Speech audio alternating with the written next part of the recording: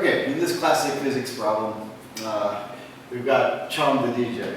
Chong the DJ is setting up for a party, and he finds himself in this predicament where he has to hang a speaker from the ceiling, and his strings don't really match up. One of them is a little bit longer at a different angle than the other. But this isn't a problem for us.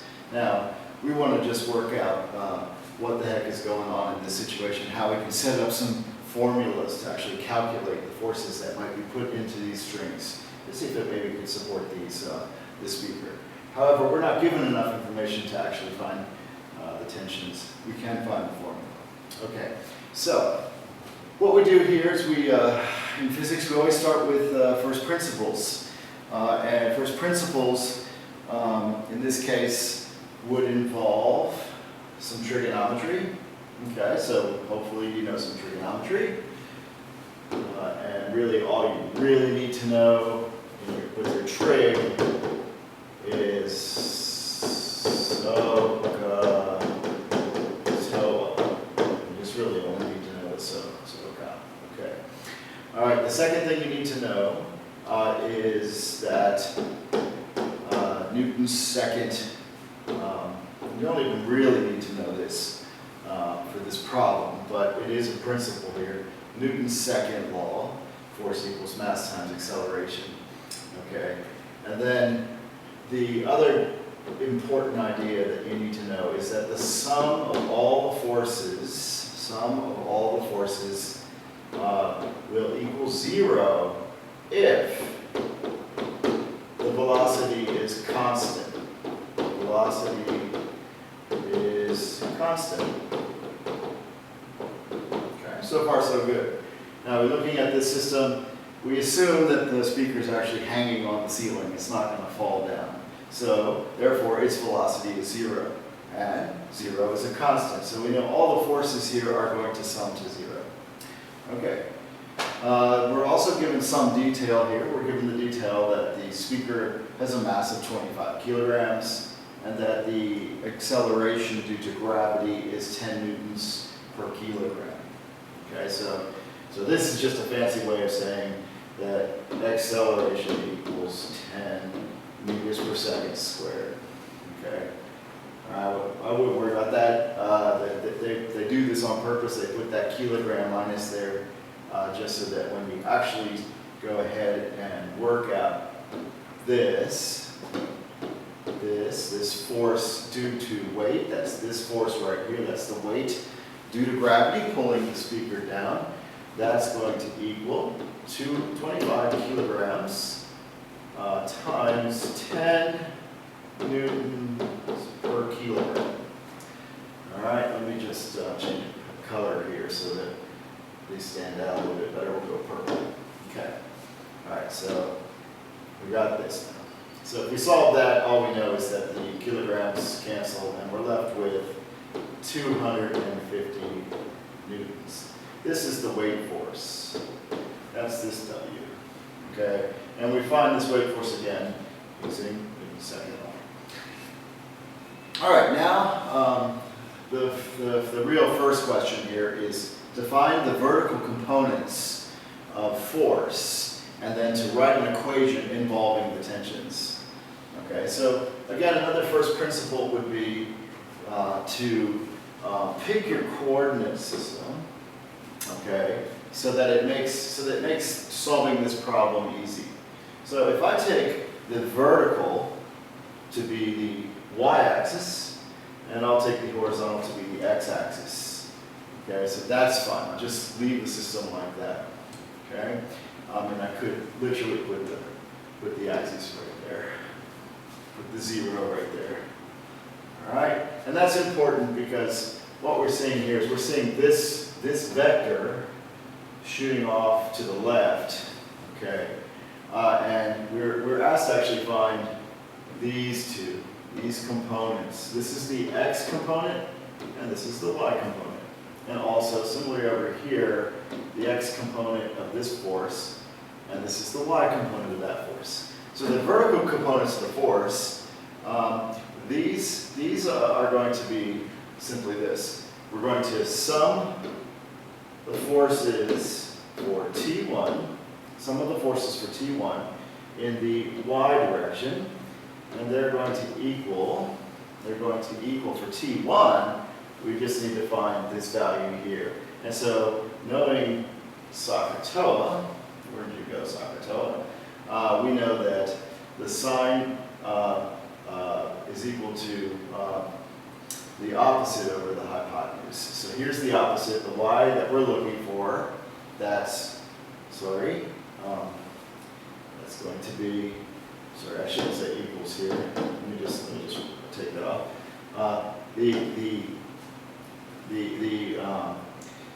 So the sine of the angle there is going to equal the opposite over the hypotenuse. Okay? And let's just fill in what these values are. So the hypotenuse, if we could let's just make this a little bit easier to see. So I'm just going to rearrange this equation, and that's just going to be the opposite, just make sure we know that, opposite not 0, opposite is going to equal, I'm going to multiply both sides by h, hypotenuse. So h times sine theta. All right, so the opposite, we know, is going to be the component of tension 1 in the y direction. Okay, so that's going to be T1 in the y. That's what the opposite is going to equal. And that's going to be equal to T1, that's this vector that's actually going up, that's the hypotenuse, times the sine of 30. Okay, so far so good.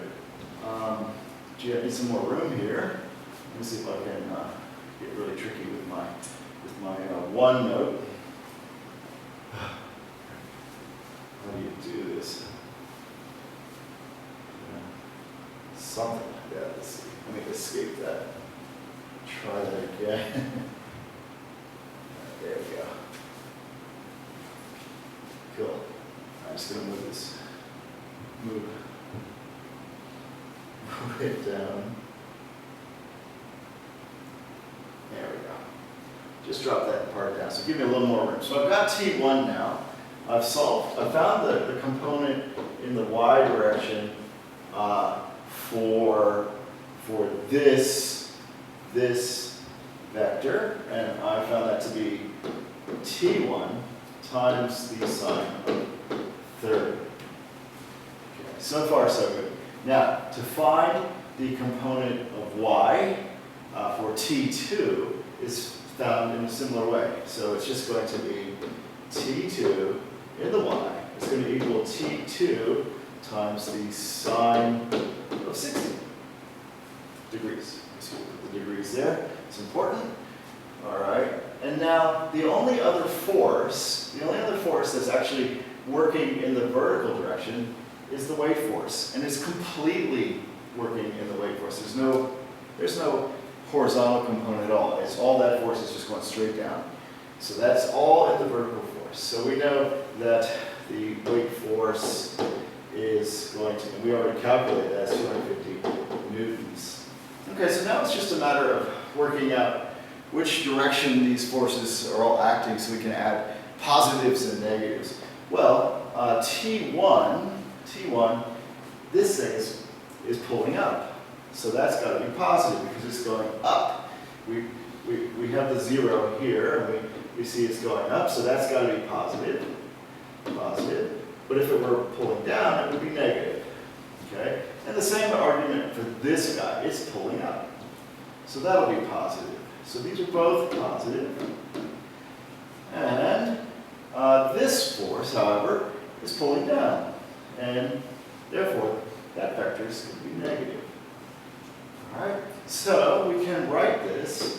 We can write the sum of the forces in the horizontal direction are going to equal T1 times the sine of 30 degrees plus T2 times the sine of 60 degrees and minus 250 newtons.